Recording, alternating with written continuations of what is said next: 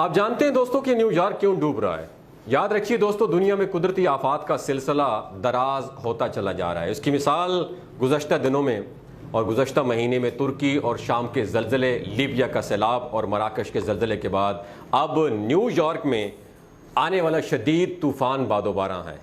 جس نے دنیا کے مستقبل پر سنجیدہ سوال کھڑا کر دیا ہے۔ نیو یارک میں آنے والا بارش کا طوفان کس لحاظ سے منفرد ہے اور یہ دنیا کے مستقبل پر کیسے خطرات کی نشاندہی کرتا ہے، یہ سب جاننے کے لیے اس ویڈیو کو آخر تک ضرور دیکھیے گا۔ دوستو یاد رکھیے، گزشتہ چند ماہ میں ترکی اور شام میں آنے والے شدید نوعیت کے زلزلے اور ان میں ہونے والے ہزاروں جانوں کے نقصان، اور اس کے بعد لیبیا میں ڈیم ٹوٹنے سے آنے والا تباہ کن سیلاب جس نے پورا شہر ڈبو دیا، اور مراکش کے جنوبی حصے میں آنے والا غیر متوقع زلزلہ جس نے وہاں پر ہزاروں افراد کی اجتماعی قبریں کھدوا دی ہیں۔ اس کے بعد ہم نے اشارہ کیا تھا کہ دنیا میں موسمیاتی حالات بدلنے کی وجہ سے اور دنیا کی نیچرل صورتحال میں انسانوں کی وجہ سے ہونے والی تبدیلیاں اور ٹیکنالوجی ایڈوانسمنٹ کی وجہ سے یہ سلسلہ اب رکنے والا کبھی بھی نہیں ہے۔ اس کی مثال ہم نیو یارک میں جمعہ کے دن سے شروع ہونے والی شدید بارش اور اس کے نتیجے میں آنے والا تباہ کن سیلاب دیکھ سکتے ہیں۔ نیو یارک سٹیٹ اور نیو یارک سٹی کو امریکہ کے ترقی یافتہ ترین علاقوں میں شمار کیا جاتا ہے، اور خود امریکہ کو دنیا کی سپر پاور اور سب سے زیادہ ترقی یافتہ ملک تصور کیا جاتا ہے۔ لیکن یہ ایک تلخ حقیقت ہے کہ نیو یارک میں ترقیاتی کام 1980 کے بعد سے اس رفتار سے نہیں ہوئے جس رفتار سے ہونے چاہیے تھے، جبکہ اس کی آبادی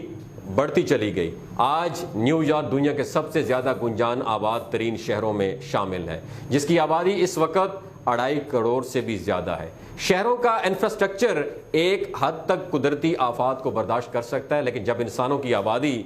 زیادہ ہو جائے، وسائل کا استعمال زیادہ ہو جائے اور قدرتی آفات بھی بے مہار ہو جائیں جن کی پیشن گوئی کرنا بھی ممکن نہ ہو، تو اس صورت میں قدرتی آفات سوائے تباہی کے پیغام کے اور کچھ نہیں لا سکتے۔ اور ایسا ہی کچھ نیو یارک میں ہوا جب جمعہ کی روز شروع ہونے والی بارش طول پکڑتی چلی گئی، اور صرف 1 گھنٹے کے اندر نیو یارک میں 2 سے 2.5 انچ کے قریب بارش ہوئی۔ دوستو یاد رکھیے، یہ بارش اتنے بڑے پیمانے پر ہوئی کہ جس نے شہر کے سیوریج سسٹم کو لاک لگا دیا، یعنی بند کر دیا، جس کی وجہ سے پانی بیک ریورس ہوتے ہوئے غسل خانوں اور ٹوائلٹ میں سے ابل پڑا اور شہر میں سیلابی صورتحال پیدا ہو گئی۔ لیکن یہ بات یہاں تک نہیں رکی،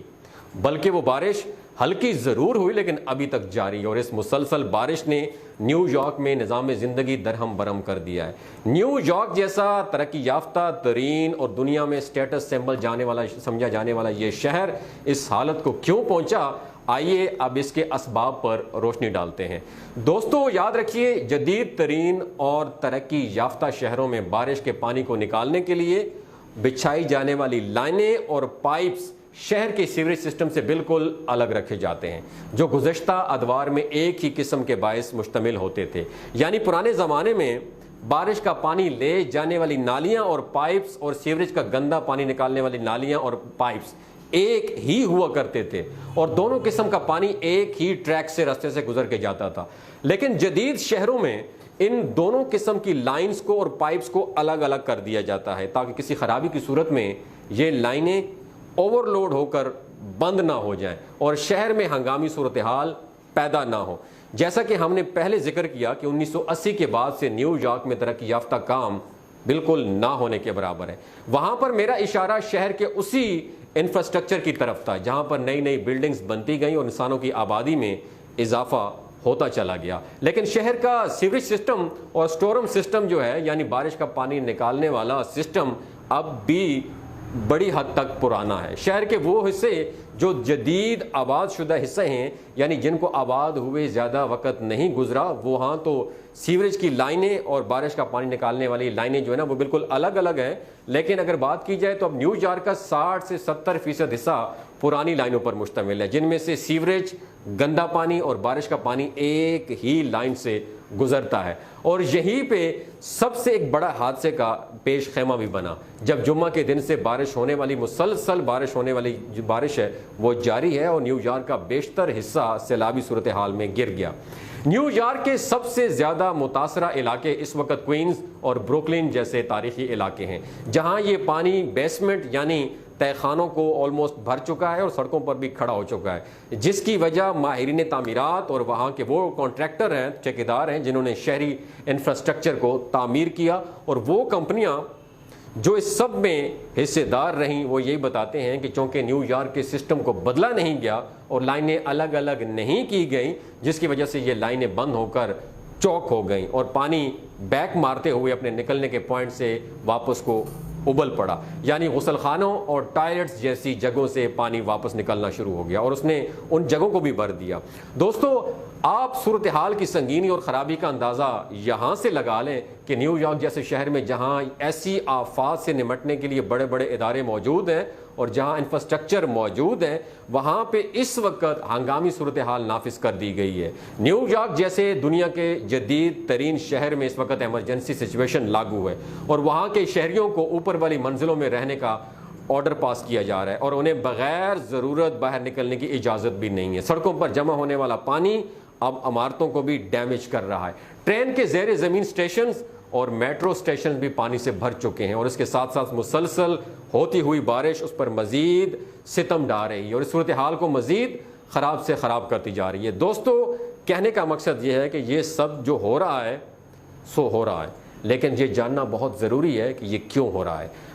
اس سب پر ماہرین موسمیات اور دنیا کے ماحول پر نظر رکھنے والی تنظیمیں یہی کہہ رہی ہیں کہ یہ سب کلائمیٹ چینج یعنی موسمیاتی تغیر کا کارنامہ ہے، جو انسانوں کی بے پناہ اور اندھا دھند ترقی کا نتیجہ ہے۔ ہر گزرتے دن کے ساتھ ساتھ ہماری ترقی، آسائش اور تن آسانی، کمفرٹ زون کی طرف ہم بڑھتے جا رہے ہیں اور اس کے ساتھ ساتھ جنگی جنون بھی اسی رفتار سے بڑھ رہا ہے اور ہم اپنے اس گھر، جس گھر کی بات کر رہے ہیں یعنی سیارے زمین کو بے دردی سے استعمال کر رہے ہیں اور اس کی بحالی کی طرف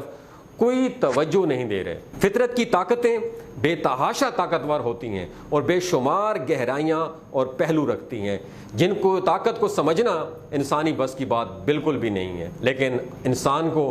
اللہ رب العزت نے جس قدر عقل اور فہم کے ساتھ پیدا کیا ہے، اسی قدر اس کو اپنی جذبات اور خواہشات میں بھی الجھایا ہوا ہے۔ اس وجہ سے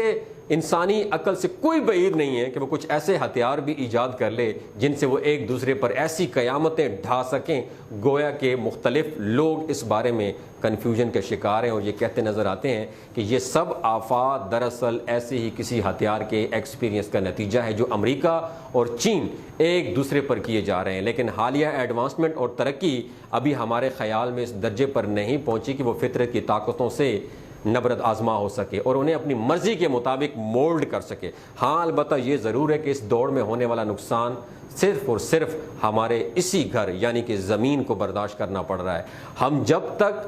اپنے پاس موجود وسائل میں گزارا کرنا نہیں سیکھیں گے اور اپنی خواہشات کو لگام نہیں دیں گے، ایسے تمام عوامل کو ترک نہیں کریں گے جن سے زمین کو نقصان پہنچتا ہے،